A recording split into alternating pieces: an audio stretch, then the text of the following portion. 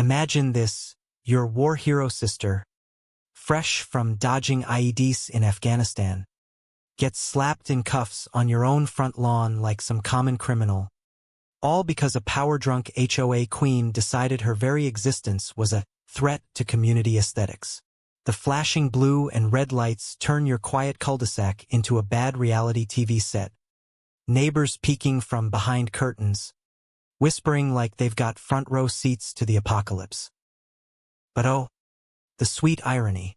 This clipboard-wielding busybody had no clue she was poking a bear trained in military intel, and what started as petty suburban sabotage was about to blow up into a federal fraud bust that'd make her regret every violation notice she ever penned. Let me paint the picture for you, folks. I'm Alex Rivera, 35, your average remote software engineer hunkered down in a cookie-cutter split level in Evergreen Estates, one of those post-2008 developments where every garage door matches like they're auditioning for a Stepford Wives reboot. Built in 2012, this place screams middle-class dream on the surface. Neat rows of taupe siding, identical white picket fences that don't actually picket anything, and a man-made pond stocked with fake lily pads that cost more than my first car. You can practically taste the conformity in the air, a bland mix of fresh mower clippings and the faint whiff of whatever chemical they spray to keep the lawns unnaturally green. It's the kind of neighborhood where waving hello is mandatory, but God forbid your recycling bin sits out past 8 a.m. That's a $50 fine faster than you can say, community standards. 3 weeks ago, my kid sister Lena crashed at my place after her honorable discharge from the Marines. She's 29, tough as nails, but that last deployment left her with a TBI, traumatic brain injury, that turns loud noises into flashbacks and crowds into panic zones. While I was here griping about buffering streams and microwave dinners, she was out there eating sand and surviving blasts that'd make most folks curl up and cry. The guilt? It gnaws at me like cheap takeout heartburn. Our HOA here runs like a mini dictatorship. $95 dues a month for amenities, like a pool that's closed half the year and newsletters preaching about preserving harmony. With 52 households, most folks just nod along, terrified of the red ink violation slips that show up like unwanted Christmas cards. Every Wednesday at dawn, the leaf blower brigade kicks off, a synchronized drone that'd impress a drill sergeant, blending with the chlorine tang from the pool to create this fake utopia where deviation equals disaster. Enter our reigning overlord, Vivian Caldwell. Visualize a 55-year-old former HR manager who's turned policy enforcement into her personal crusade. Sharp bob haircut that looks like it was set with industrial glue, always in pastel polo shirts tucked into khakis, driving a spotless silver Audi that purrs like it's judging your gas mileage. You hear her coming, clip-clop of sensible heels on pavement, the rustle of her ever-present binder stuffed with bylaws thicker than a phone book. Vivian's the type who smiles while stabbing you in the back with, for the good of the community. She's mastered the art of passive-aggressive warfare, masking bigotry as upholding values, and boy, does she love her power trips.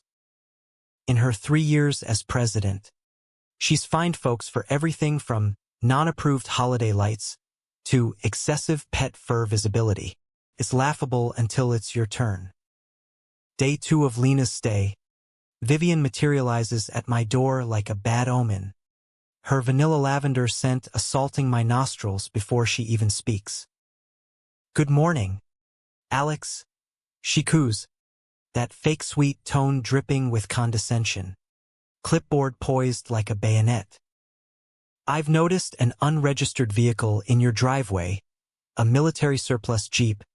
I believe our guidelines clearly state all extended stay guests must submit a Form 12B for approval, including a $40 fee and proof of insurance alignment with community risk profiles." I blink, coffee mug halfway to my lips. "Vivian, that's my sister's ride. She's family, not some Airbnb squatter. She's recovering from service, Marines. You know, her eyes narrow just a fraction, that polished smile cracking at the edges. Oh, how noble. But rules are rules, dear. Veterans. Well, they can bring unpredictable elements. Noise complaints. Perhaps we must protect our serene environment. The way she says unpredictable elements lands like a veiled slur, her acrylic nails tapping the clipboard in a rhythm that screams, I own this street. I bite my tongue, figuring it's not worth the fight. Tactical error numero uno. Reasoning with a HOA zealot is like debating a brick wall. She'll just cite section 4.2 on disruptive influences until you surrender. Meanwhile, Lena's keeping her head down, but I catch her on hushed calls, muttering acronyms like OPSEC and SIGINT that fly over my civilian head. Boxes show up from outfits called Secure Compliance Group and Intel Oversight Limited. And when I pry, she shrugs it off with just staying sharp. Bro, the neighborhood buzz starts subtle. Whispers at the mailbox cluster about that military girl, jogging at odd hours, her gear bag slung over her shoulder like it's hiding state secrets. Some folks nod sympathetically in passing, but nobody dares cross Vivian. Others buy into her spin. You know how those types are. PTSD makes them jumpy. Could spook the kids. It's infuriating. This slow poison of rumors turning my sister into the boogeyman. But Lena, she's eerily calm, jotting notes in a pocket journal, eyes scanning the street like she's mapping enemy territory. Let 'em talk, she says one night over pizza, her voice steady as steel. Chatter reveals more than silence. By day 6, the first salvo lands, a certified envelope thicker than my wallet, stamped with Evergreen Estates HOA in bold, officious font. I rip it open, heart pounding, and there it is, a litany of nonsense violations. Unauthorized vehicular aesthetic disruption. Lena's Jeep apparently clashes with the neutral pallet mandate. Audible disturbances. Her dawn runs. Combat boots thumping sidewalk. Dubbed potential intimidation tactics. And the kicker. Visible suspicious paraphernalia through domicile windows, with grainy photos of her V-issued therapy tools, yoga mats, weighted vests, sensory blockers, labeled as tactical gear posing security risks. I choke on my cereal. These shots are from inside angles, like someone peeked through our blinds. This which has been spying on us, I mutter, slamming the table. Deadline. 72 hours or $300 daily penalties. The air in my home office turns thick with stress. Printer humming as I Google frantically, fingers raw from scrolling. But buried in the legalese, I spot a gem from my aunt's old ADA battle. HOAs can't trump federal protections. Lena's stuff? It's medical accommodations, not threats. Violating that invites civil rights hellfire. I fire back a response packed with citations, ADA sections 36.202 on reasonable modifications, Fair Housing Act tweaks for vets, plus my own snaps proving trespass for those photos. CC'd to the state HOA oversight board for kicks. Vivian's reply email pings almost instantly. Your aggressive tone is noted, Mr. Rivera. We prioritize safety over individual entitlements. That miffed undertone? Priceless. Lena, though, ramps up her game. Those calls? Not chit-chat. She's looping in old unit contacts, voice clipped and coded. Asset in play, patterns emerging. Request compliance audit protocols. Packages yield gadgets, discrete cams, logging software, and she starts casual chats with neighbors, probing HOA gripes like a pro interrogator. Old Mrs. Chan next door spills over tea. Vivian fined me $250 for exotic aromas from my stir-fry. Said it disturbed the olfactory harmony. Can you believe? And my grandson speaking Cantonese on the phone. Another $150 for non-English disturbances. Lena nods, scribbling furiously. Sounds like selective enforcement. Got receipts. Her eyes gleam. This ain't sisterly venting. It's dossier building. The street vibes shift. Factions forming like high school cliques. Some shoot us pity glances but scurry away at Vivian's approach. Others parrot her lines. We can't have instability lowering property values. Vivian patrols more. Heels clicking sharper. Phone out snapping pics from hedges like a budget spy thriller villain. But Lena, she's baiting her. Timing her jogs to coincide with Vivian's rounds. Waving cheerily while stretching with suspicious bands. Drawing out the op, she explains later, smirking. Make 'em overcommit. Reveal their hand. I overhear her call. Target escalating. Fraud indicators positive. Proceed to phase 2. When I push, she levels with me. MIMOS, counterintelligence. Spotting threats. Gathering dirt. Turning tables. Vivian's amateur hour compared to what I've faced. Damn. The pride swells. My little sis. The suburban spook. Day 12 dawns with a knock that rattles my soul. Peering out. It's Deputy Harlan. Local cop I know from block parties. Shifting uncomfortably beside Vivian, who's beaming like she just won HOA bingo. Wellness check. Alex, Harlan drawls, hat in hand.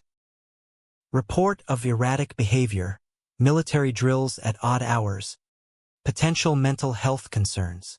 Vivian chimes in, voice honeyed poison. We're just looking out for everyone, dear. Those early morning routines look an awful lot like reconnaissance. Children play here, we can't risk volatility. I stifle a laugh. Lena's PT sessions as drills? Harlan inspects. Lena polite as pie. Flashing VA papers. All good here, ma'am. He mutters to Vivian, who huffs. False reports waste resources. You know. Could be a charge. Her face, a mask of barely veiled fury. Nails drumming like war drums. Lena shows me her file that night. Timestamps of Vivian's creeps, logs of biased fines, even blurry shots of her dumping evidence in our trash like a clumsy Watergate burglar. False flags, Lena quips. Classic desperation. Neighborhood whispers grow. Tom from across the street confides. Vivian's got my wife scared with those pics of Lena's gear. But my bro's a vet, says it's standard therapy. I reassure him. But Vivian's gaslighting spreads like wildfire. She blasts group emails. Urgent, community alert on unstable influences threatening our harmony. Accidentally CCs me, oops. Language reeks of coded hate. Certain backgrounds disrupt the peace we've built. By day 19, financial nukes drop. Another fat envelope, $1,500 in creative fines. Non-conforming satellite apparatus. Lena's telehealth antenna for VA sessions. Obstructive window treatments. Blackout shades for her insomnia. Illicit educational operations. Her online GI Bill classes. Pay up or lean on the house. Letters time to interrupt my Zoom calls. Vivian's HR savvy shining through in the sabotage. But Mrs. Chen's confession sparks a chain. She links me to Mr. Ellis, 76, fined for Walker-induced auditory pollution, and the Patels, dinged for Diwali lights as cultural overreach. Pattern emerges. Vivian targets others, minorities, seniors, anyone not fitting her beige ideal. We band quietly, documenting like a resistance cell. Lena's recon hits pay dirt. Pics of bogus invoices from Caldwell Maintenance Pros, her nephew's firm. Billing for phantom fixes on our fake pond. Non-existent fences. Embezzlement 101. Lena grins. Spreadsheets glowing on her laptop. Crosses state lines via mail? Federal mail fraud. Calls intensify. Evidence packet ready. Engage regulatory strike. Vivian rallies an emergency summit. Flyers screaming, defend our standards from external disruptions. Her paranoia peaks, accusing us of subversive alliances in whispers that carry. The climax hits like a thunderclap on day 25. Sirens wail. 3 cruisers block my drive. Harlan leads. Apologetic. Threat report. Claims of violent intent. Mission to eliminate targets. Vivian lurks. Triumphant. She was overheard plotting assaults. Lena steps out, calm as a general, handing over recordings. Listen, deputy. That's mill-speak for wrapping a case. My case against her fraud. Harlan's brows furrow as audio plays Vivian's own rants. We'll drive those types out. Preserve our purity. Then, the trash plant, fake contraband bags Lena caught on cam. Tampering with evidence? That's criminal. Harlan growls at Vivian, whose facade cracks, sputtering. This is for the community. You don't understand the risks. The meeting she calls turns Waterloo. Packed rec center, air thick with coffee and tension. Vivian struts in, tourney in tow, projecting slides. Lena's jogs as patrols, therapy tools as arsenals. This infiltrator endangers us all. She thunders, finger jabbing. I counter coolly. Actually, Vivian, let's talk real threats, like your nephew's ghost billing. Lena takes the mic, projector flipping to her dossier. Folks, she skimmed $52,000 over years, fake pool pumps, imaginary landscaping, targets vets, elders, immigrants to distract. Gasps ripple, calculations fly. That's our dues, Vivian denies. Lies from a damaged mind, then bargains. I'll step down if you drop this nonsense. Finally rages. You're ruining everything I built. But the Fed agent in back, tipped by Lena, stands. Investigation confirms fraud. Assets frozen. Votes fly. No confidence 48-3. Policies overhaul. Vivian slinks out, defeated, her empire in ruins. 6 months on.